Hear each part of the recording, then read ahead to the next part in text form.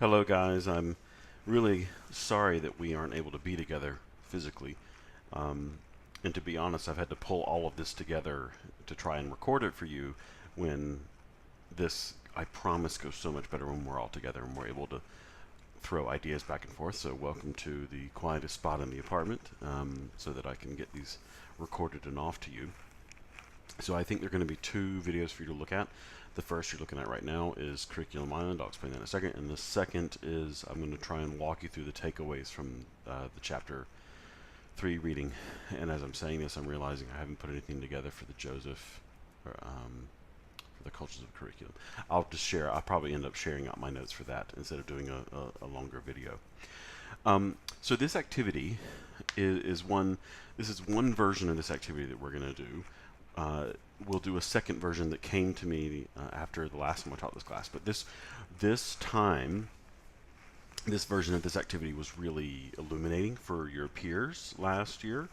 So I'm bringing it back. So we'll see how it goes. And now I've given you access to these slides over in D2L, so you can go through this at your own pace.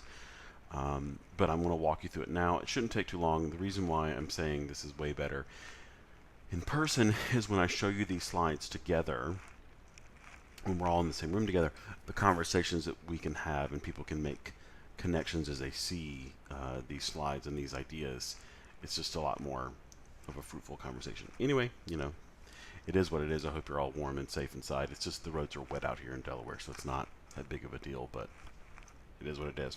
So I think it was either in the first chapter or in the second chapter, maybe even in the preface, where Pioneer talked about the map of the field, doing a curriculum map. And that's where I got this idea of creating Curriculum Island. And to be honest, I am thinking about the good old days of Survivor, the Survivor television show. I mean, I'm pretty sure they're on like Survivor number 84 by now. But where they would get a bunch of people on an island, right? And then they would have competitions and vote people off and whatnot. So start there, but don't, we're not voting anyone off the island. But think of this as Curriculum Island.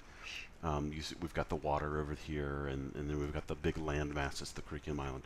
I wanted to just give you sort of an idea of how these different approaches show up.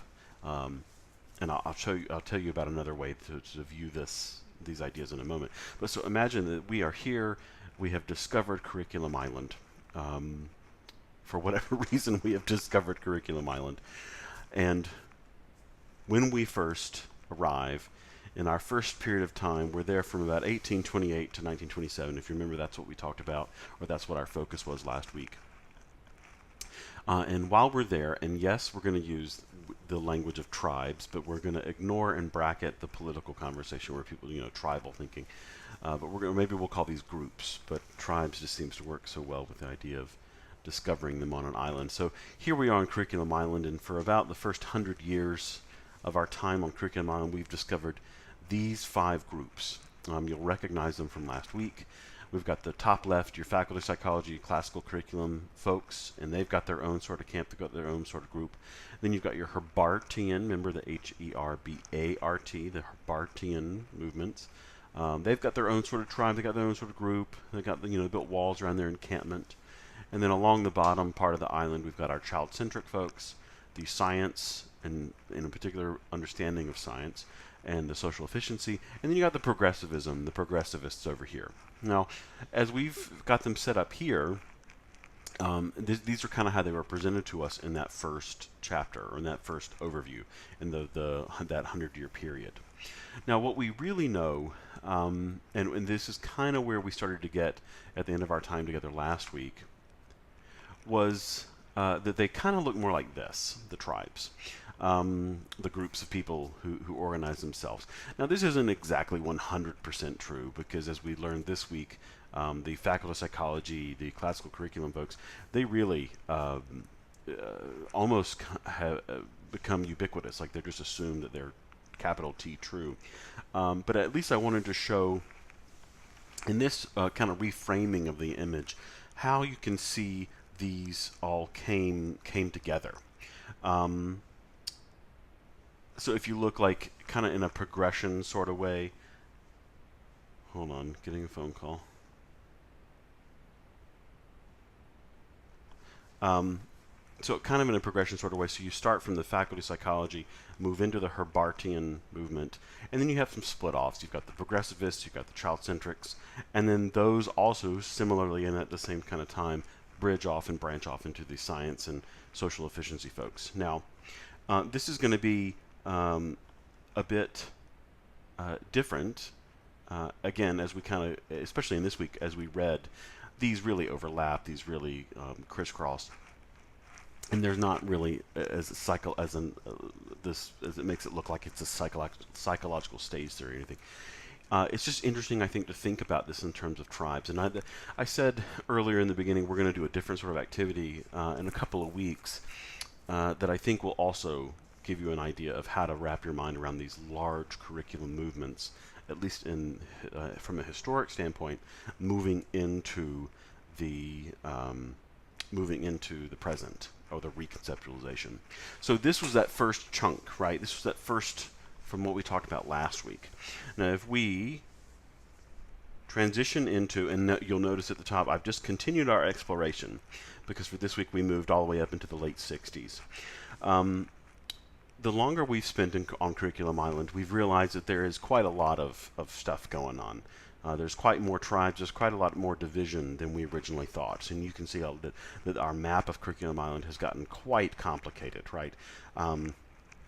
You'll still see our originals, right? The classical curriculum and the Herbartian, the child-centric, progressivist, there's social and science. But then you'll see we've got some additional ones that have popped up. Structure of the disciplines now shows up. They are connected quite closely to the classical curriculum. You see the life curriculum / life adjustment / the functional. We'll talk about that in the chapter overview. The theoretical eclectics also now is an offshoot of science and progressivism, and also this new sort of twinkle of the political, which you can kind of see is where we're headed. And then you'll notice a different sort of block. I had to choose a different something that shape that showed the 8-year study, because it is a pretty big feature of this chapter. Again, I'll talk about it in the next overview video. But you'll see how all of these kind of progressions lead into the 8-year study. In particular, the 8-year study was trying to determine we've got all this curriculum work going on. What exactly is the best way to move forward? If we've got all this research happening, we should be able to figure this out. And then in the bottom right, you'll see some ideas that have popped up or that popped up in this chapter. They'll get expanded a little bit more in next week's work when we really fully address the reconceptualization. But I've just listed some keywords there, like aesthetic rationality, communities of discourse. You'll see Schwab showing up there. And this, let's regroup this a bit. If we consider this as just a little hint of where we're headed for next week, I've regrouped all of those ideas in the bottom right into their own sort of tribe, because they are really transitional on the way to reconceptualization, which is what we're going to talk about next week. But all of these same folks exist and live in their own sort of worlds. Now, here's the caveat of this. This is an idea. This is a way to present to you like a metaphor for how to think about these large movements in curriculum. But to be sure, political and progressive can overlap. Political and theoretical eclectics or eclecticism can overlap. The Herbartians, in some ways, can find their own overlaps with social efficiency. So don't hang too closely to this idea of that these are like separate entities and groups. To be sure, there are some of these, like if you adhere to Herbart, the Herbartian movement, you may find that some of your work doesn't align as nicely in the life adjustment or functional. I'm just picking that off the top of my head. Like there are some conflicts and disagreements, which obviously is why we are heading towards the reconceptualization, because we had all of these ideas in the field and no one could build like a cohesive, coherent theory of what is curriculum.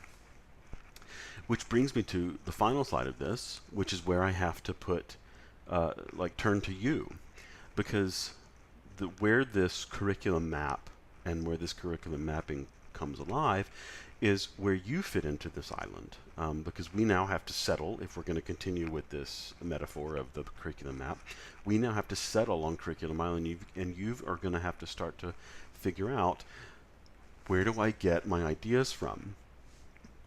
Who are going to be my people, if I can borrow from Tom's idea? Who are going to be my people? Who are going to be my comrades? Who are the folks I'm going to turn to read?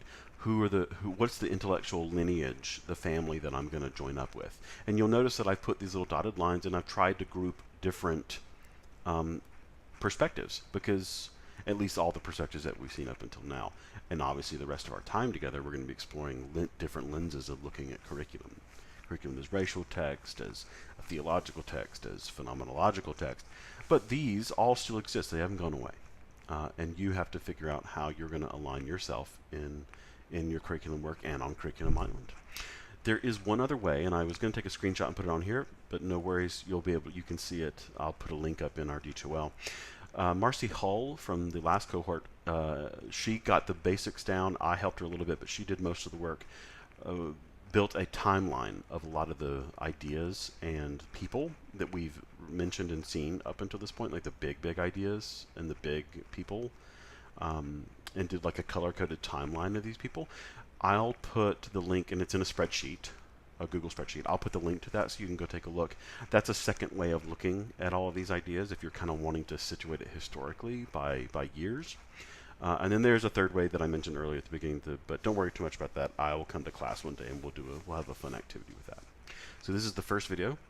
I'm going to take a break, have a bit of coffee, and then I'm going to switch over and do a bit of a longer video that overviews the chapter, the reading from this week.